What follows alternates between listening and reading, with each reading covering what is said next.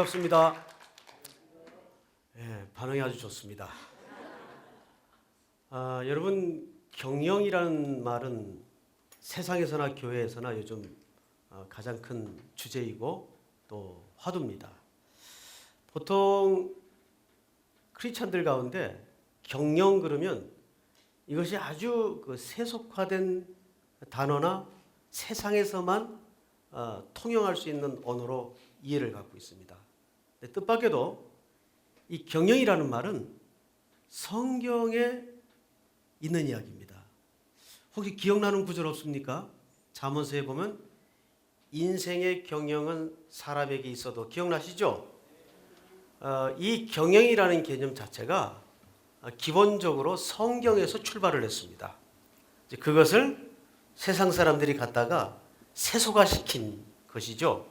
그래서 오늘은 그렇게 세속화된 경영이라는 단어를 다시 한번 객관적인 자리에다 놓고 성경적인 경영은 뭘 말하는 것일까를 한번 여러분들과 생각하는 시간 갖도록 하겠습니다. 히브리어의 경영이라는 단어는 두 가지 개념이 있어요. 첫째는 더 중요하고 덜 중요한 것이 무엇인가를 아는 지혜를 얘기합니다. 그리고 둘째는 그래서 뭘 먼저 하고 뭘 나중에 할 것인가를 구분할 줄 아는 지혜를 합한 걸 뭐라 그러겠어요? 경영 능력이라고 말합니다. 인생을 가만히 반출해 보면 결국 이 두 가지가 문제예요.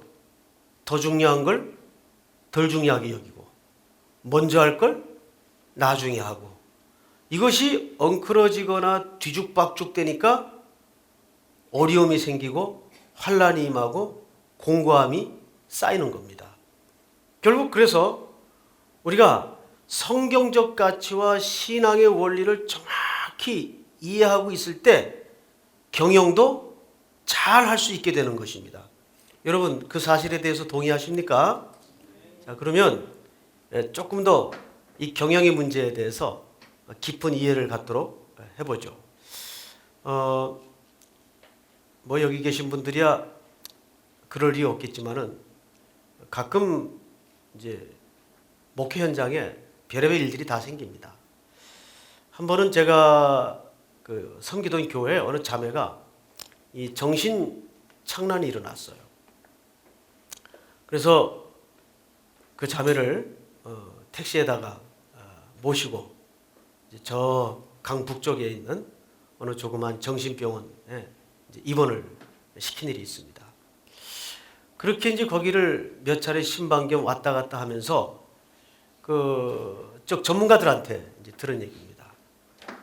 그런 환자들이 병원에 많이 들어오겠죠. 그러면 각양각색의 치료 방법이 있습니다. 그래서 이 환자가 의술을 통해서 약을 통해서 얼마나 치료가 됐나 하는 검증 방법이 있어요. 그 검증 방법은 이렇습니다. 어느 정도 치료가 됐다 싶으면 이 환자를 그 안에 딸린 욕실에다가 데리고 들어간대요. 그리고 욕실 안에는 탕이 있겠죠. 물을 틉니다. 그리고 물바가지 하나를 환자에다 건네주고 의사는 밖으로 나가요. 이렇게 나가서 이제 밖으로 뚫어진 창문 쪽으로 이 환자가 지금 한창 물이 쏟아지고 있고 점점점 탕 안에는 물이 차오르겠죠? 그리고 환자의 손에는 뭐가 들려 있습니까? 바가지가 하나 들려져 있어요. 자, 저 상황을 저 환자가 어떻게 할까? 유심히 지켜보는 겁니다. 그런데 두 가지 반응이 늘 나타난다는 거죠. 정신이 차려진 환자는 어이쿠, 탕에 물이 넘치네. 그리고 어떻게 할까요? 얼른 수도꼭지를 틀어서 잠그겠죠. 그러면 넘치던 물이 이제 그쳐집니다. 그런데 아직도 제대로 정신이 안 차려진 환자는 어떻게 할까요? 바가지로 물을 막 퍼낸대요, 밖으로. 물이 넘치니까. 이건 뭘 얘기하는 걸까요? 어떤 복잡하거나 이런 헝클어진 상황이 맞닥뜨려졌을 때 이 환자가 그 상황을 얼마나 논리적으로 처리할 수 있느냐를 보는 논리 검증입니다.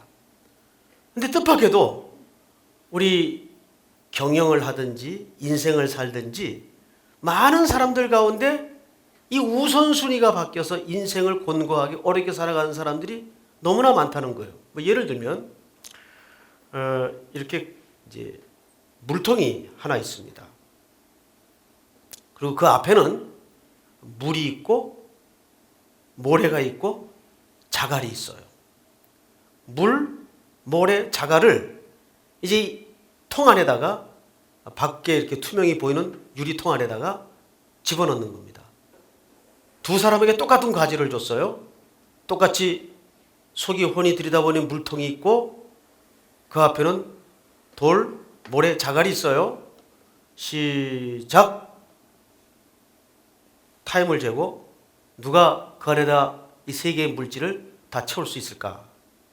부피는 똑같아요. 그릇의 크기도 똑같아요. 근데 A라는 사람과 B라는 사람의 상황이 결과적으로 너무나 다른 결과가 나타났습니다. 왜 그랬을까? 가만히 유리그릇 안에다가 넣은 과정을 보니까 이 사람은, A라는 사람은 제일 먼저 물을 넣었어요. 그 다음에 모래를 넣었어요.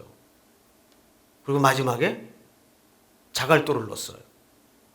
그러니까 그 유리그릇 안에 똑같은 부피인데도 불구하고 그 내용물이 다 채워지질 못합니다.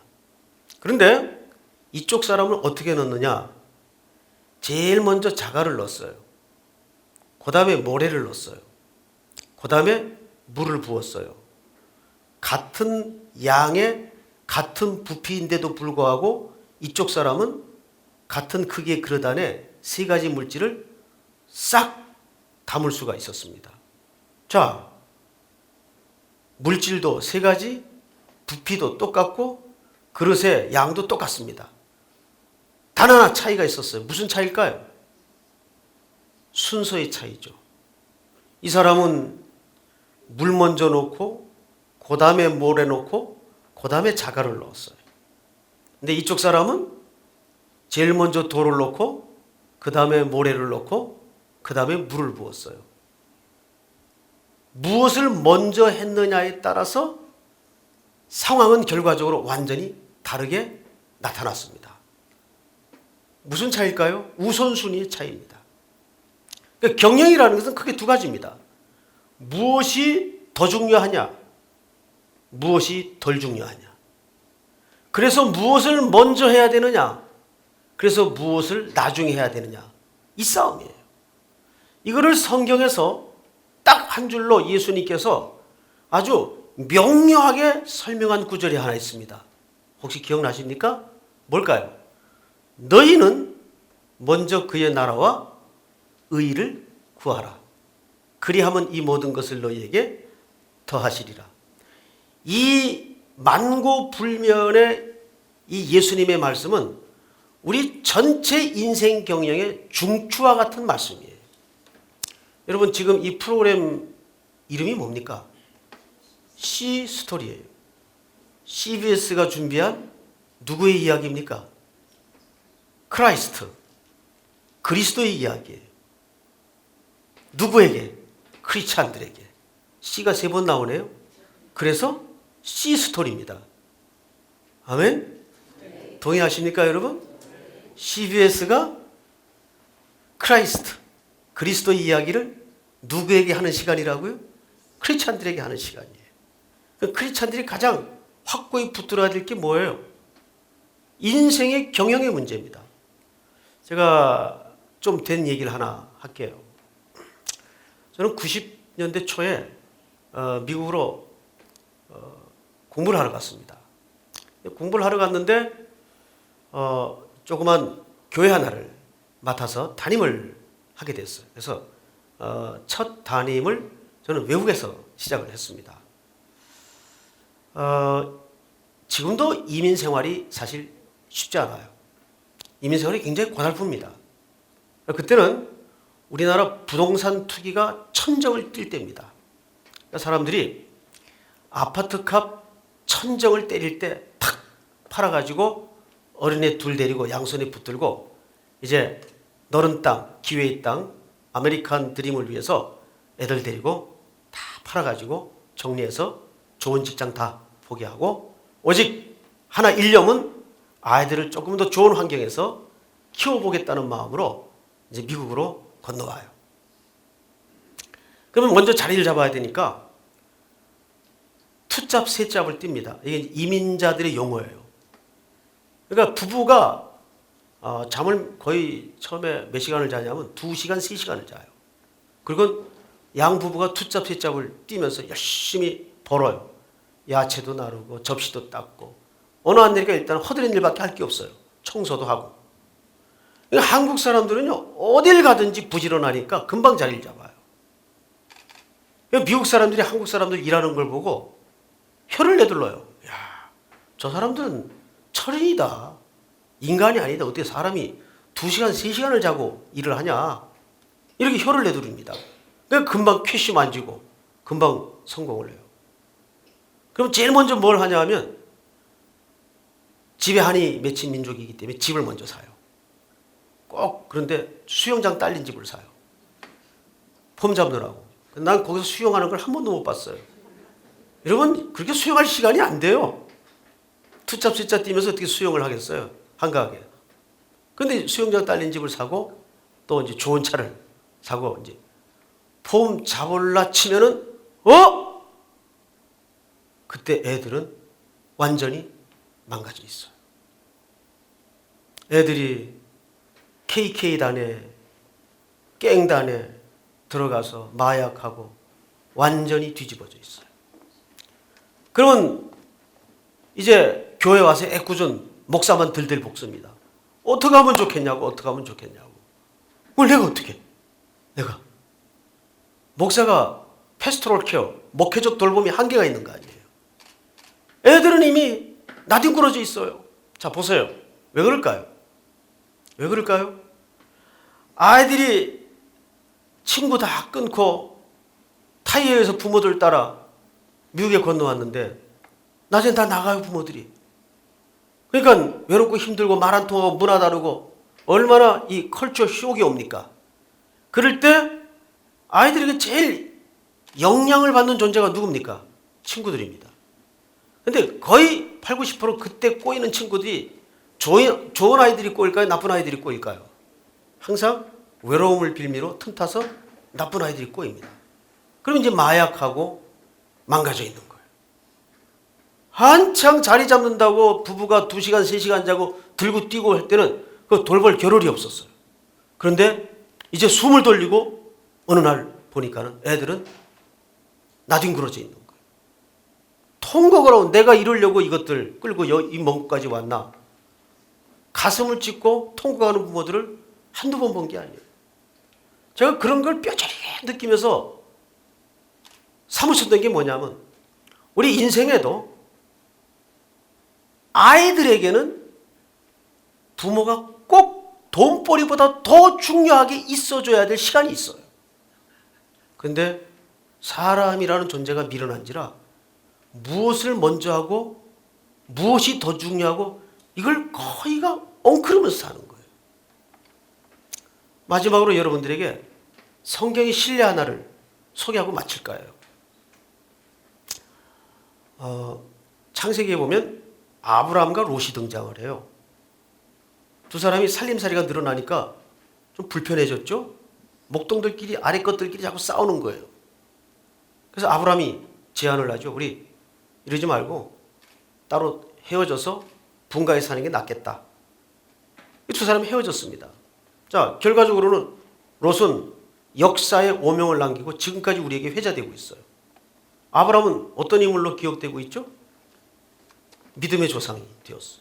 그리고 이삭, 야곱이 누렸던 그 모든 물질의 복도 실질적으로 누구로부터 물려진 겁니까? 아브라함으로부터 물려진 거예요. 자, 이 두 사람이 운명을 가른 기준이 뭘까? 한번 보세요. 나중에 집에 돌아가셔서 또 이 C스토리를 시청하는 우리 애청자들도 성경책을 한번 펼치고 13장을 조목조목 한번 뒤져보십시오. 거기 두 사람이 헤어질 때 매우 중요한 단서 하나를 남겨놔요. 성경 기자가. 아주 중요한 동사 하나를 슬쩍 구분시켜 놓습니다. 이런 표현이 있어요. 롯이 눈을 들어. 롯이 눈을 들어.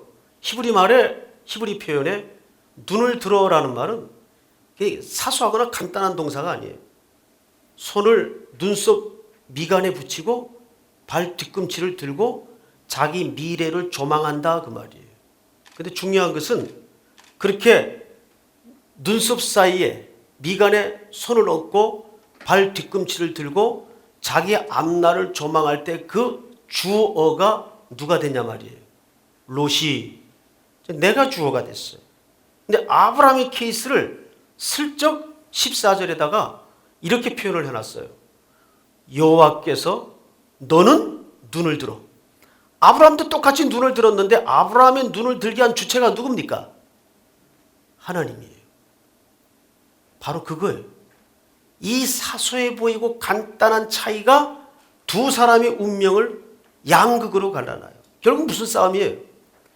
내가 눈을 들어 내 인생을 결정하고 선택하느냐, 아니면 하나님이 하나님의 타이밍에 하나님의 시간에 하나님의 방법으로 하나님이 말씀하실 때까지 늦는 것 같지만 더딘 것 같지만 엎드려 기다리냐의 싸움이에요. 동의하십니까 여러분? 참된 경영은 내가 주어가 되는 싸움이 아니라 하나님이 눈을 들라 할 때까지 하나님의 타이밍을 하나님의 방법을 엎드려 기다리는 싸움이에요. 아멘. 오늘 우리 시청자들과 또 여기 함께 자리한 여러분들, 인생 경영은 내가 눈을 드는 인생이 아니라 하나님이 눈을 들라 할 때까지 하나님의 시간을, 하나님의 방법을, 무엇이 더 중요하고 무엇이 덜 중요한지, 그래서 무엇을 먼저 해야 되는지 무엇을 나중에 해야 되는지 헤아리는 경영의 성공자들이 되기를 축복합니다. 감사합니다.